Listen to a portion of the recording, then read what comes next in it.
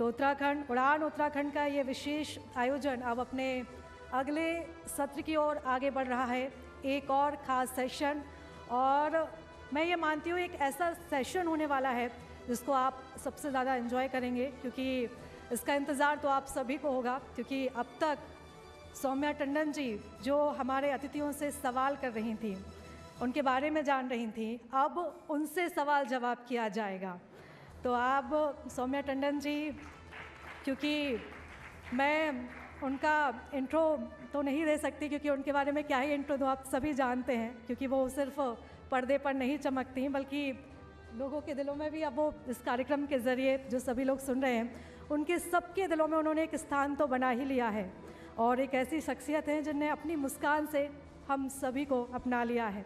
अपनी इतनी वो सिंपल है, इतनी सादगी उनमें भरी है कि हम सब उनकी इस मौजूदगी से, इस ऊर्जा में एक अलग ही तरह से जो एक फीलिंग है वो हमें देखने को मिल रही है। तो बहुत ज़ोरदार तालियों के साथ आप स्वागत कीजिए सौम्या टंडन जी का, और इस सेशन को आगे बढ़ाएंगे मेरे सहयोगी कुंदन जी। शुक्रिया प्रीता। नमस्कार, मैं कुंदन जमैर। अभी तक इंटरव्यू कर रही थी सौम्या जी, लेकिन अब हमारे सवालों का जवाब भी देंगी। आप भी सवाल पूछ सकते हैं, अगर आपके जहन में कोई सवाल हो तो माइक आपके पास पहुंचेगा और आप सवाल पूछ सकते हैं। सौम्या जी, गौरी मैम, भाभी जी हमारे बीच में मंच पर हैं और इनकी मुस्कुराहट बहुत खूबसूरत है। शुक्रिया हमारे बीच में आने के लिए आपका। और आपने बहुत खूबसूरती से जो सपनों की उड़ान है, उम्मीदों की उड़ान है, आकांक्षाओं की उड़ान है, हिम्मत की उड़ान है, उस उड़ान का जिक्र तो आपने करवाया ही हमारे मेहमानों से। जो लॉन्च पैड उन्होंने पहले तैयार किया उसका भी जिक्र आपने करवाया। आप बहुत अच्छे पत्रकार के तौर पर भी, ऐसा लग रहा है मुझे, इंटरव्यूअर के तौर पर भी आपने बहुत अच्छा इंटरव्यू किया, इसके लिए बहुत बहुत धन्यवाद। हमारे साथ बहुत सारी खूबसूरत महिलाएं भी हैं, वो जानना चाहते हैं, वो यहाँ पर आई हैं आपको देखने के लिए और ये जानने के लिए कि भाई आप इतना फिट कैसे हैं। मैंने सही सवाल पूछा? यस। अब आप जवाब दीजिए। वैसे हालांकि आपने राज तो थोड़ा खोल दिया था, मीठा नहीं खाती हैं। कुंदन जी बहुत बहुत शुक्रिया, thank you. Amrita, thank you, आपने बहुत कुछ अच्छा कहा मेरे बारे में। देखिए, मैं काफ़ी कुछ रहे तो अपने मम्मी पापा को ही दे देती हूँ, जो भी उन्होंने दिया उसी को संभाल रहे हैं किसी तरह। लेकिन ये ज़रूर अच्छी सही बात है कि हालांकि मुझे मीठा बहुत पसंद है, लेकिन मैंने सोचा कि मीठी ज़बान कर लेते हैं और शक्कर शहद गुड़ छोड़ देते हैं। तो सारा मिठास जो है वो ज़बान और ज़िंदगी में डाल दी और वो हटा दिया। उससे मुझे बहुत फ़ायदा हुआ। It really helps. और हमारा देश जहाँ पर डायबिटीज़ और इतनी हेल्थ रिलेटेड बीमारियाँ हैं, मैं सबको ये एडवाइस करूँगी कि एक वक्त के बाद शक्कर शहद गुड़ छोड़ दीजिए। फल और ड्राई फ्रूट्स में ही बहुत मिठास है और बहुत सारी मिठाइयाँ बन सकती हैं जिससे कि आप अपनी ज़िंदगी में मिठास बरकरार रख सकते हैं। उसके अलावा exercise, fitness cannot be without exercise. और अगला सवाल मेरा यही है कि देखो, गौरी मैम के नाम से तो हम सभी आपको जानते हैं, और एक ऐसा नाम है कि हर घर में आपको इससे पहचान भी मिली। गौरी मैम की ऐसी कौन सी आदत है या ऐसी कौन सी चीज़ है जो आपको सबसे ज़्यादा खास लगती है, और जो अपने असल जीवन के व्यक्तित्व में भी आप जिसको अपने आप से कनेक्ट कर पाती हैं, जोड़ पाती हैं? मैं तो यही सोच सोच के, जब मैं वो किरदार निभा रही थी तो यही सोच सोच के मैं परेशान थी कि यार ये जो किरदार है ये अपनी पति को अपनी उंगलियों पे नचा लेती है, मैं क्या करूं ऐसा। लेकिन ये गुत्थी तो कभी हो नहीं पाई। बहुत सारे रियल में ऐसा है क्या? ऐसा रियल में बिल्कुल नहीं है और ना ही कभी ऐसा शायद होता है, इसीलिए इसको फिक्शनलाइज किया गया है। तो मेरी असल ज़िंदगी में ऐसा बिल्कुल कुछ भी नहीं है कि मैं अपने हस्बैंड से जो भी चाहूँ करा लूँ। मेरे हस्बैंड ने आज तक मुझे कभी चाय और कॉफ़ी बना कर नहीं दी है, तो सारे जो ख्वाब थे वो शो पे पूरे हुए हैं। और इसी के साथ ही मैं ये भी जानना चाहती हूँ, जैसे कि कुंदन जी जिक्र कर रहे थे आपकी फ़िटनेस को लेकर, और आपने जैसे बोला कि आप शक्कर नहीं खाती हैं, तो मैं ये जानना चाहती हूँ, मैं और भी जो बहुत सारे लोग जो आपसे इंस्पायर हैं आपकी फ़िटनेस को देखते हुए, आपकी हेल्थ को देखते हुए, इतना आसान नहीं होता शक्कर छोड़ना। स्टेप्स क्या हो सकते हैं, क्योंकि ये एक एडिक्शन जैसा भी होता है, तो नशे को छोड़ना इतना। इंस्टाग्राम पेज पे आइए जी। मखाने और छुआरे की खीर बनाना सिखाया मैंने आपको, मैंने खजूर के का इस्तेमाल करके लड्डू बनाना सिखाया है। बहुत सारी मैंगो की ऐसी रेसिपीज़ हैं, केक भी बन सकता है ऑरेंज और कैरेट से। ऐसा कुछ नहीं है, सौम्या जी सिर्फ को एक सबसे सोच ज्यादा का क्या खाना बदलाव पसंद है। है? बहुत सारी चीज़ें बन सकती हैं बिना वाइट शक्कर, गुड़ और शहद के भी। तो it is just a change of perception. आपको सबसे ज्यादा क्या पसंद है? मुझे मिठाई पसंद है सबसे ज़्यादा। यही मैं आपको कहने की कोशिश कर रही हूँ कि वाइट शुगर और गुड़ और शहद का इस्तेमाल ना करते हुए भी आप डिज़र्ट्स खा सकते हैं। मुझे लगता है आज यहाँ पर जितने सभी लोग मौजूद हैं ना, एक प्रण यहाँ से लेकर जाने वाले कि शक्कर नहीं खाएंगे। आपसे इतने इंस्पायर हो गए ना। आने वाले प्रोजेक्ट क्या है, क्योंकि आपको बहुत लोग मिस करते हैं छोटे पर्दे पर और बड़े पर्दे दोनों पर। मेरी एक फ़िल्म है, मिस्टर सूरज बरजातिया अपनी फ़िल्म लेकर आ रहे हैं कई सालों बाद, और उसके लीड किरदार हैं आयुष्मान खुराना और शर्वरी। पारिवारिक फ़िल्म है, जैसे उनकी जिस तरह की फ़िल्में होती हैं, हम आपके हैं कौन एक पारिवारिक फ़िल्म थी, ऐसी ही एक पारिवारिक फ़िल्म है और उसमें मेरा एक किरदार है। 27 नवंबर को उसकी रिलीज़ है। आई होप आप सब लोगों को अच्छी लगेगी और मज़ा आएगा। It's a family rom com. उसके अलावा एक और प्रोजेक्ट है जो मैं अभी फिल्म कर रही हूँ, जिसे एक नेटफ्लिक्स के लिए एक शो है, लेकिन मैं उसके बारे में कुछ ज़्यादा बातचीत कर नहीं सकती हूँ क्योंकि अभी it is just under production. उन प्रोजेक्ट्स में थप्पड़ मारा है आपने किसी को? आपको उसके लिए देखने पड़ेंगे मेरे प्रोजेक्ट्स। नहीं, लेकिन एक्टर्स देखिए, मेरे थप्पड़ भी बड़े किस्मत वालों को पड़ते हैं, इतनी आसानी से सबको वो भी थप्पड़ नहीं 18? पड़ते। हाँ? 18 मारे आपने? प्रैक्टिस किया 18 मार के? नहीं ऐसा नहीं कुछ नहीं सुना? नहीं नहीं नहीं नहीं नहीं नहीं, बिल्कुल भी नहीं। स्क्रीन पे तो एक दिखाया गया, लेकिन आपने प्रैक्टिस शायद बहुत ज्यादा थप्पड़ों नहीं, बिल्कुल भी नहीं। मैंने बिल्कुल बिल्कुल प्रैक्टिस नहीं की, बिल्कुल वन टेक में थप्पड़ था वो। मैम लेकिन आपके साथ प्रैक्टिस हर कोई करना चाहता है, भले वो थप्पड़ की क्यों ना हो। मैंने कहा ना, बड़ी किस्मत वालों को थप्पड़ पड़ता है, ऐसे नहीं मिलते थप्पड़। धुरंधर फिल्म धुरंधर के सेट से जुड़े कुछ धुरंधर किस्से अगर आप सभी के साथ शेयर करना चाहती हैं तो।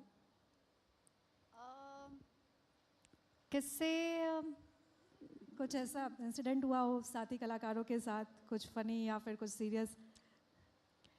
दरअसल वो फिल्म ही इतनी संजीदा फिल्म थी कि, और इतनी मतलब इतने बड़े पैमाने पे बन रही थी, तो there was used to be a lot of stress on the sets, क्योंकि बहुत मुश्किल से शूट किया। It's not easy to do the action sequences. मैं बस मतलब यही कहूँगी कि जो मुझे याद है कि मेरा जो हॉस्पिटल वाला सीक्वेंस था, जहाँ मैंने अपने हस्बैंड रहमान डकैत को थप्पड़ मारा था, वो पूरे दिन का आखिरी सीन था और बहुत ही कम वक्त में हमें उसे फिनिश करना था, क्योंकि हमारे पास उतना ही मतलब बहुत कम वक्त था उसे करने के लिए। और मैंने मेरा जब क्लोज़अप नहीं था, जब मेरा क्लोज़अप था एक्चुअली, तब मैंने कोशिश की कि मैं मतलब अक्षय को थप्पड़ ना मारूं, क्योंकि वो मेरे सीनियर हैं। मैं बचपन से उनको देखकर उनकी फिल्में देखी हैं मैंने। He was a big star. एक तो बोलते भी वो बहुत कम हैं, तो मेरे लिए बहुत हिचकिचाहट भी थी कि उनकी मतलब मैं अपने क्लोज़अप में उनको नहीं थप्पड़ मारती हूँ। तो अपने क्लोज़अप में जब मेरा क्लोज़अप था, एक्चुअली वो सिर्फ एक ही बार उन्होंने रोने वाला सीन लिया। मैं गई भी डायरेक्टर के पास, मैंने कहा कि एक और टेक देते हैं, तो डायरेक्टर साहब ने कहा नहीं, ये बहुत नेचुरल था, बहुत रियल था, आप मत करिए। लेकिन तो उसमें तो मैंने हवा में थप्पड़ मार दिया इन माय क्लोज़अप, लेकिन जब उनका क्लोज़अप आया तो मैंने ऐसे हवा में थप्पड़ मारा, तो डायरेक्टर साहब आए बड़बड़ाते, उन्होंने कहा भाई क्या है ये, इतने बड़े पर्दे पे हवा में थप्पड़ नहीं मार सकती हैं, आपको एक्चुअली थप्पड़ मारना पड़ेगा ज़ोरदार। मैंने कहा आर यू श्योर? तो मैंने बहुत कोशिश की कि उन्हें कन्विंस में करूं या बोलूं कि मैं ऐसे ही मार देती हूं, लेकिन आदित्य ने कहा कि you have to slap him. तो मैंने उनको थप्पड़ मारा, और अक्षय बीइंग अक्षय, उन्होंने अपनी शक्ल भी नहीं हटाई और वो हैं भी दुबले से, तो उनका पूरा मतलब उनका ना पूरा चेहरा ही हिल गया। तो मैं उनको देखकर डर गई कि यार ये तो बहुत ज़बरदस्त थप्पड़ मार दिया मैंने। उनका कोई रिएक्शन नहीं था। Is a very professional actor. वही आखिरी शॉट था हमारे डे का, and then he just gave his take and went away. But I really enjoyed working with Akshay. He is a very good actor. अब ज़माना OTT का आ रहा है, और OTT का है कहूँ तो ज़्यादा बेहतर है। कितना मुश्किल है, क्योंकि बोल्ड सीन भी होते हैं, बहुत सारी कहना नहीं चाहिए बट ऐसे शब्दों का भी इस्तेमाल करता है जो हम घर में बैठ करके अपने बच्चों के साथ, अपने बड़ों के साथ नहीं देख सकते हैं। यह क्या चैलेंज है, या फिर अभी की जो जनरेशन है वो उस चीज़ को पसंद कर रही है? इट इज़ अ चैलेंज, क्योंकि पता नहीं एक ऐसा भी होता है हमारी इंडस्ट्री में ना, एक दौर आता है चीज़ों का, तो सबको लगता है यही चलता है। लेकिन मेरा अपना निजी ये मानना है कि जैसे हम होटल में जाते हैं, एक मेन्यू होता है, जिसको पाव भाजी पसंद है वो पाव भाजी खाएगा, जिसको सुशी पसंद है वो सुशी खाएगा, जिसको साउथ इंडियन पसंद है वो साउथ इंडियन खाएगा। ऐसे ही OTT पे में भी आपको एक वैरायटी देनी चाहिए, जिसको जो पसंद है वो देख ले। लेकिन अनफॉर्चुनेटली क्या होता है कि एक भेड़चाल होती है, अगर एक सोच चल गई कि यही चल रहा है तो फिर बाकी सब भी वही बनाएंगे। तो ये सोच एक है, ये चैलेंज है, और मैं हमेशा ये मानती हूँ कि हर किस्म के कंटेंट को बनाना चाहिए। पारिवारिक भी होना चाहिए, क्राइम भी होना चाहिए, रोम कॉम भी होना चाहिए, रोमांस भी होना चाहिए, यंगस्टर्स के लिए भी होना चाहिए, एल्डर्स के लिए भी होना चाहिए। लेकिन ये स्टेरियोटाइपिंग और भेड़चाल की इंडस्ट्री से हम बिल्कुल सौम्या जी, और जिस तरीके से आप जिक्र कर रहे हैं अलग अलग कैरेक्टर का, क्योंकि लोगों को मनोरंजन चाहिए, मसाला चाहिए और अलग अलग कैरेक्टर चाहिए। अगर आपकी बात करें तो आपको किस तरीके का रोल जो आप सोच रही हैं कि आने वाले समय में मुझे इस तरीके का रोल करना है या मुझे ये भूमिका निभानी है, कुछ इस तरीके का कुछ अगर आपके मन में हो तो? बहुत अच्छा सवाल आपने पूछा। ऐसे तो बहुत सारे रोल्स हैं जो मुझे करने का दिल है, लेकिन मुझे ऐसा लगता है कि इंडियन OTT पे आजकल सिर्फ क्राइम, थ्रिलर्स और इस तरह की हार्ड हिटिंग शोज़ ही देखने को मिल रहे हैं। मेरा कॉमेडी तो मैं कर चुकी हूँ, मेरा बहुत दिल है कि एक बहुत ही खूबसूरत रिलेशनशिप ड्रामा या फिर a mature romance. Nobody talks about husband wife complexity in a marriage. उस तरह के सब्जेक्ट्स पर इंडिया में कुछ भी नहीं बना है। मेरे ख्याल से लास्ट कुछ बना होगा तो अर्थ, महेश भट्ट के वक्त का में बना है, या सिलसिला। तो उस तरह की फिल्में या उस तरह का कंटेंट बनता ही नहीं है। I really would love to do something like that, a good relationship, beautiful love story, you know. तो हम भी आपको ऐसा देखना चाहते हैं, एक खूबसूरत सी लव स्टोरी हो course. और उसके जो सेशंस आते हैं, सीजन्स जो आते हैं, उसका हम इंतज़ार कर रहे हो कि अब हमें आपका अगला सीज़न देखने को मिलेगा, अगला सीज़न देखने को मिलेगा। आपके मुंह में घी शक्कर विदाउट कैलोरीज, विदाउट शक्कर ओनली खजूर। अब आज से तो मैं मैंने शक्कर पूरी छोड़ने ही वाली कहावत ही हूँ। बदल डाली। मैं अब आज से शक्कर छोड़ने वाली हूँ। मैं पूछूंगी आपसे अगली बार।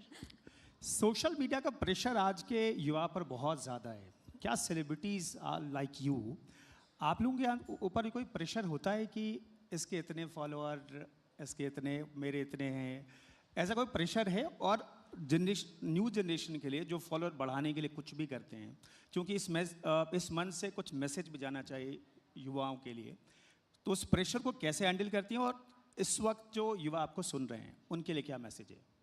डेफिनेटली प्रेशर है। आप यकीन नहीं करेंगी, मैं तो इंस्टाग्राम, टिकटॉक पे थी ही नहीं। It's only during COVID times that I had to be on it, क्योंकि it was a need of the time. क्योंकि जो एडवर्टाइजर्स हैं या जो हमारे चैनल्स हैं वो चाहते हैं कि हमारी प्रेजेंस हो। It is a lot of pressure. मुझे तो बहुत ज़्यादा पर्सनल डिटेल्स शेयर करने में प्रॉब्लम भी होती है। तो it is definitely a challenge for serious actors like me, क्योंकि मैं इन्फ्लुएंसर नहीं हूँ, I am a proper artist. Young generation को मैं ये कहना चाहूँगी कि जिस तरह से AI की दुनिया आ रही है और जिस तरह के AI इन्फ्लुएंसर्स बन रहे हैं, you have to find your own unique voice, और ज़्यादा से ज़्यादा रियल विल सेल, दिखावा विल नॉट सेल। और and I will also feel that just take it with a pinch of salt. मतलब बहुत ज़्यादा social media addiction is just brain dumbing. मतलब आई थिंक, मुझे तो लगता है कि मानसिक स्तर ही कम हो जाता है बहुत ज़्यादा जो लोग सोशल मीडिया पे रहते हैं। That is my opinion about it. बिल्कुल सौम्या जी, लेकिन अगर हम आज के इस दौर को देखें तो रियल लाइफ और रियल लाइफ में बहुत ज़्यादा डिफरेंस कर नहीं पाते। ख़ास तौर पर जो यूथ रहते हैं, हम जैसे जो लोग रहते हैं, बहुत ज़्यादा रील्स में इन्वॉल्व रहते हैं या उसी के आसपास हमारा जीवन ही इन्वॉल्व रहता है। बैलेंस करना सबसे ज़्यादा ज़रूरी रहता है, मुझे ऐसा लगता है। और इसी के साथ ही मैं आपसे ये भी जानना चाहती हूँ, क्योंकि जब आपको हम पहले पर्दे पर देखते हैं, स्क्रीन पर देखते हैं, तो बहुत सी ऐसी यंग लड़कियाँ हैं जो सपने देखती हैं आने का, स्क्रीन पर, टीवी पर, फिल्म इंडस्ट्री में आने का, इस पूरे बिजनेस में आने का। क्या आप एडवाइस देना चाहती हैं? क्योंकि ये सफ़र इतना आसान भी नहीं होता, काफ़ी चुनौतियाँ होती हैं, और ख़ासतौर पर वो लड़कियाँ जो छोटे परिवेश से होती हैं, छोटे माहौल से आती हैं, उनके लिए काफ़ी ज़्यादा मुश्किल बढ़ जाती है। आपने बिल्कुल सही कहा। सबसे पहले तो मैं ये कहना चाहूँगी कि social media actually drug addiction से भी बुरा है। इट्स सो एडिक्टिव, तो उसका इस्तेमाल तो कम ही करना चाहिए। ये आपका पहला सवाल। दूसरा सवाल, जो भी यंग लड़कियां या लड़के इस इंडस्ट्री में आना चाहते हैं, एक्टर बनना चाहते हैं, उनसे मैं यही कहूँगी कि ये इंडस्ट्री ग्लैमरस है, लेकिन उतनी ही ज़्यादा लेबोरियस और अनग्लैमरस है। मैं रात को 10:30 10 बजे सो जाती हूँ, सुबह 5:30 बजे उठती हूँ, शक्कर शहद गुड़ नहीं खाती। अगर इवेंट में मुझे प्रोफेशनली ना इनवाइट किया जाए तो मैं पार्टीज़ में नहीं जाती। I don't drink alcohol. I exercise 5 times a day. I have a very strict routine.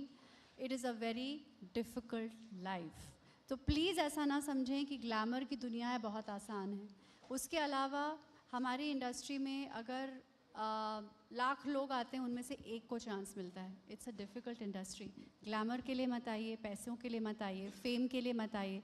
सिर्फ अगर आपको कला या उस विधा में इंटरेस्ट हो और आप विधा या कला को करते हुए कम पैसे कमाएं और ग्लैमर आपको या फेम आपको ना भी मिले तो भी आप एंजॉय करें, तो ही आइए, वरना मत आइए।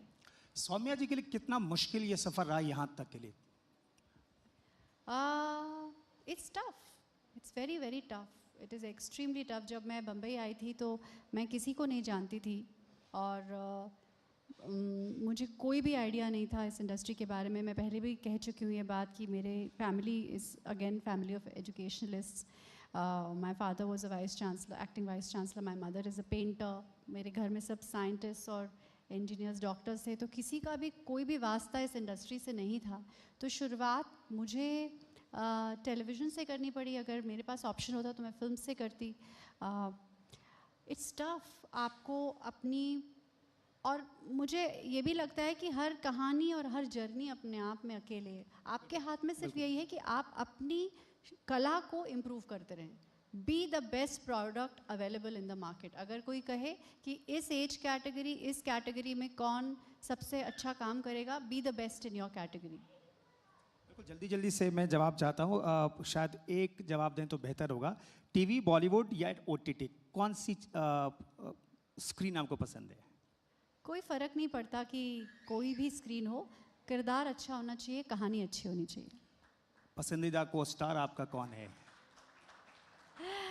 ये मुश्किल सवाल होगा, लेकिन को स्टार, ये बड़ा मुश्किल सवाल है। बहुत सारे को स्टार बहुत नाराज़ हो जाएंगे। हाल ही में तो of course I really enjoyed working with Akshay, but Asif ji was my longest co star. I really, he is a very good friend of mine, so I really enjoyed working with him. Industry में कोई ऐसा जो role model हो आपके लिए? Role model, role model तो मेरे लिए रोल मॉडल तो मेरे लिए मेरे पेरेंट्स ही हैं, जिन्होंने मुझे हर सिचुएशन, हर परिस्थिति में जीतना हारना सिखाया, जीतना भी और हारना भी। That's great. एक आखिरी मैसेज यहाँ बैठे लोगों के लिए और बाकी जो टीवी के थ्रू आपको देख रहे हैं। एक बहुत अच्छी चीज़ कही गई थी यहाँ पर एक मंच पर, और मैं उसको आगे ही बढ़ाना चाहूँगी कि अभी हमारी जो ज़िंदगी है वो इतनी मटीरियलिस्टिक है। यहाँ पर मतलब फोकस सिर्फ सक्सेस को दिया जाता है, how to be successful, how to be rich, how to do this, how to do that. But genuinely मेरा यकीन है और मेरा ऐसा मानना है कि the most important thing is empathy. एक दूसरे के लिए एम्पैथी और कंपैशन। आप कहीं भी पहुंच जाएं, अगर आपके रास्ता एम्पैथी या काइंडनेस के थ्रू नहीं है ना, तो कोई फ़ायदा नहीं है। बहुत शानदार शब्द, और तालियां हो जाए इसके लिए। बहुत बहुत धन्यवाद आपका हमारे मंच पर आने के लिए। कम से कम 1 मिनट तक तो तालियां बजती रहनी चाहिए, क्योंकि मुझे लगता है कि सब लोग इस सेशन का बहुत ज़्यादा इंतज़ार कर रहे होंगे। तो हर उड़ान के पीछे एक कहानी ज़रूर होती है, और उस कहानी में कुछ आंसू होते हैं और कुछ त्याग भी होते हैं, और होती है बहुत सारी उम्मीदें।